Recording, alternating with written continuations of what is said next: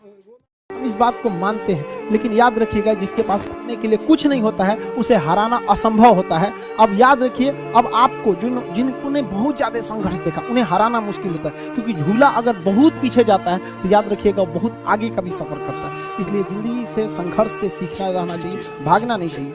आप सबकी ज़िंदगी में कुछ कठिनाइयाँ आएंगी, ठोकरें लगेंगे, लेकिन ठोकर खा के संभलना भी जरूरी है। ठोकरें खाकर भी न संभला तो ये मुसाफिर का नसीब, राह के पत्थर को अपना फर्ज अदा कर चुके। और कभी भी मुश्किलों से घबराइएगा नहीं। कोको कोला कंपनी जब स्थापना हुई थी तो एक साल में केवल इसके 25 बोतल बिके थे। कंपनी का दिमाग हिल गया था, लेकिन आज के समय में दुनिया में हर जगह कोको कोला बिकता है। और इसने तो फिजिक्स को उल्टा कर दिया। लोग कहते हैं ठंडा मतलब तो कोको कोला, भाई साहब ठंडा मतलब वो होता है जिसका टेम्परेचर कम हो, लेकिन इतना भी कहा कि इसके आगे लोग भूल गए कि ठंडा मतलब कोको कोला नहीं होता है, ठंडा मतलब वह चीज़ जिसका टेम्परेचर कम। बताइए किस लड़के को शौक नहीं होगा कि हम पढ़ाई करें, अपने माँ बाप का नाम रोशन करें, अपने मोहल्ले समाज का नाम रोशन करें। जितनी ज़्यादा कामयाबी होती है ना, लोग उतनी ज़्यादा गर्व करते हैं। छोटी सी कामयाबी होगी माँ बाप खुश होंगे, थोड़ा और बड़ा कामयाबी होगा पूरा मोहल्ला खुश होगा, बहुत बड़ा कामयाबी होगा पूरी राज्य खुश होते हैं लोग। अरे हमारे यहाँ के हैं ये, जैसे अब मान के चलिए किसी का तो अब्दुल कलाम, जिस जगह के वहाँ के लोग गर्व से कहते हैं हमारे यहाँ से अब्दुल कलाम है, कहते हैं कि नहीं। सीता माँ को लाने के लिए तो बंदरों के साथ साथ गिलहरियाँ भी वहाँ पत्थर भर रही थी, तो इन सब से कितना पत्थर ही उठेगा। एक बंदर आया तो उठा के फेंक दिया गिलहरी को कि भाग यहाँ से, तो इतनी पत्थर बीच में ला रही है। तो मर्यादा पुरुषोत्तम राम के पास वो जाके गिलहरी गिरी, तो गिलहरी को वो प्यार से सहलाए थे ना, तो ऐसा कहा जाता है कि इस पे जो निशान है गिलहरी के पीठ पे वो राम जी का है। राम जी ने उस बंदर को बुलाया और कहा कि देखो तुम इतना विशाल पत्थर उठा रहे हो तो तुम्हारा शरीर भी विशाल है, ये गिलहरी इतना बड़ा पत्थर उठा रही है जितना इसकी क्षमता है। तो आप अगर कामयाब होना चाहते हैं तो आप ये मत सोचिए कि आप हमने आज 8 घंटे पढ़ लिए या 8 घंटा मेहनत किए, आप ये सोचिए कि आप कितना कर सकते थे। और देखिए जो सपने देखते हैं उनके लिए तो पूरी रात छोटी पड़ जाती है, और सपने पूरे करने वाले के लिए पूरा दिन छोटा पड़ जाता है। अगर आपके अंदर जिम्मेदारी है ना, तो आप यकीन मानिए आप चैन से सो नहीं पाएंगे।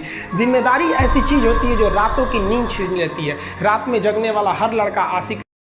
वह खून कहो किस मतलब का जिसमें उबाल का नाम नहीं, वह खून कहो किस मतलब का आ सके देश के काम नहीं, वह खून कहो किस मतलब का जिसमें जीवन न रवानी है, जो परवश होकर बहता है वह खून नहीं है पानी है। उस दिन लोगों ने सही सही खून की कीमत पहचानी थी, जिस दिन सुभाष ने बर्मा में मांगी उनसे कुर्बानी थी। बोले स्वतंत्रता की खातिर बलिदान तुम्हें करना होगा, तुम बहुत जी चुके जग में लेकिन आगे तुम्हें मरना होगा। आज़ादी के चरणों में जो जयमाल चढ़ाई जाएगी वह सुनो तुम्हारे शीशों के फूलों से गूंथी जाएगी।